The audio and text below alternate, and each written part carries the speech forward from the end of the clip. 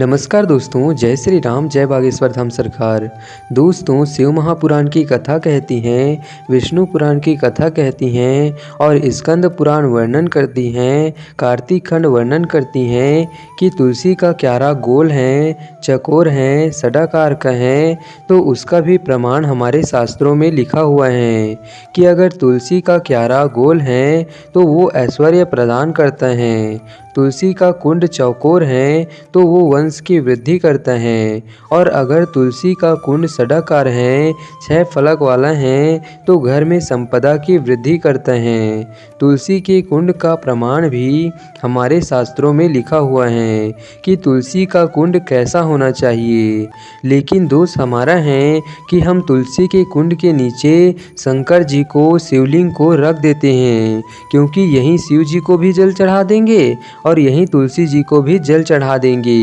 लेकिन ये दोष हैं, हमें ऐसा नहीं करना चाहिए। अगर हम तुलसी के नीचे सर्पदेव को रख देते हैं, नागदेव को रख देते हैं कि शिवलिंग में जल चढ़ाएंगे, तो इसका दोष हमें सबको, स्वयं को, अगर स्वयं गलती करते हैं, स्वयं शिवलिंग को तुलसी के नीचे रखते हैं, तो स्वयं को इसका दोष भोगना पड़ता है। गार्डन में बिना कुंड का जो तुलसी का पौधा रोपित होता है, बिना कुंड के एक बगीचा जैसा बो दिया जाता है और तुलसी उत्पन्न हो जाती हैं। तो दोस्तों, वहाँ संपदा तो रहती हैं, पर चिंता बहुत रहती है, टेंशन बहुत रहती है। क्यों? क्योंकि घर के दरवाजे के बाहर इतनी सारी बगीचे में तुलसी कर दी कि कोई निकलकर जा रहा था, उसने थूक दिया,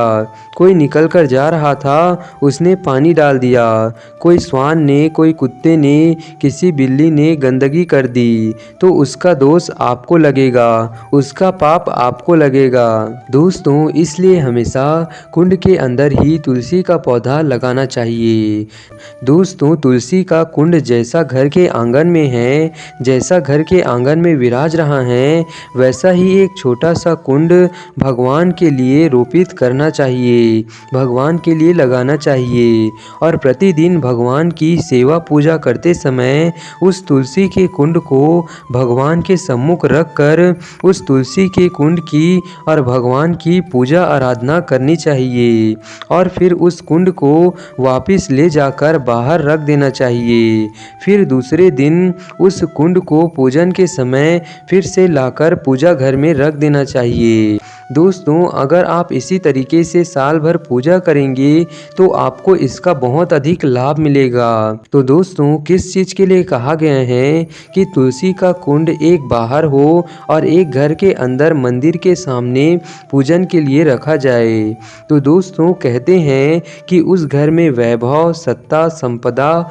लक्ष्मी, समृद्धि की कभी कमी नहीं होती है। जिस घर में तुलसी का एक कुंड बाहर रखा जाता है और एक तुलसी का छोटा सा कुंड मंदिर के सामने रखकर भगवान की और उस तुलसी के कुंड की पूजा होती है। दोस्तों, स्त्रियों के, नारियों के जितने भी रोग होते हैं, बीमारियां होती हैं, रजो धर्म से जुड़ी हुई जो भी तकलीफ़ें होती हैं, उसका भी व्याख्यान देवी भागवत में स्पष्ट रूप से किया गया है। उसमें कहा गया है कि गुड़हल का फूल, अर्थात जो देवी जी को, माता जी को गुड़हल का फूल चढ़ता है, घंटे वाला लाल कलर का गुड़हल का फूल, तो उस फूल को माता जी के चरणों से छुआ कर और फिर तुलसी के पौधे से छुआ कर, स्पर्श कराकर, जिस नारी को रजो धर्म, मासिक धर्म से जुड़ी हुई परेशानियां होती हैं, उस नारी को वो गुड़हल का फूल, तुलसी का पौधा दिखाते हुए, यानी कि तुलसी के पौधे के पास में जाकर उस नारी को वो गुड़हल का फूल खिला दिया जाए, तो 3 दिन के भीतर या 2 दिन के भीतर उस नारी को आराम लग जाता है, उसकी तकलीफ़ें दूर हो जाती हैं, और यह बातें स्पष्ट रूप से लिखी हुई हैं। और दोस्तों, शास्त्र कहता है कि अगर आप हाथ में माला लेकर भगवान का नाम जप नहीं कर सकते हैं, कर माला नहीं रख सकते हैं, तो घट की माला, तुलसी की माला, रुद्राक्ष की माला गले में जरूर धारण करें। क्योंकि अगर कंठ में, गले में तुलसी की माला या रुद्राक्ष की माला होगी तो 21,600 बार श्वास जो मनुष्य के शरीर से प्रतिदिन निकल रही रही हैं, 21,600 बार श्वास मानव शरीर से प्रतिदिन निकल रही हैं, उस श्वास के बल पर आपकी घट की जिह्वा से वो मंत्र जाप हो जाएगा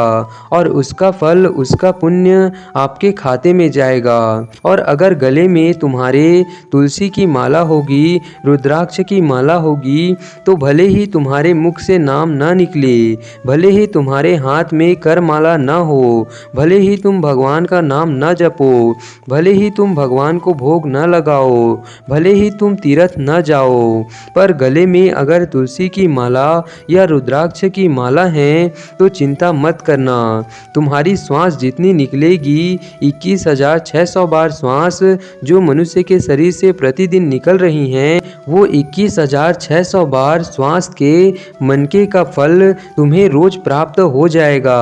और पद्म पुराण में गर्ग संहिता में गीता प्रेस गोरखपुर का तुलसी अंक में आप निकालेंगे तो उसमें इसका वर्णन आपको मिल जाएगा। तो दोस्तों, इसलिए आप सभी लोगों से हाथ जोड़कर निवेदन है कि आप तुलसी का या रुद्राक्ष का भले ही एक दाना, एक मन का एक टुकड़ा ही पहने, लेकिन ज़रूर आपके गले में तुलसी या रुद्राक्ष की माला होनी चाहिए।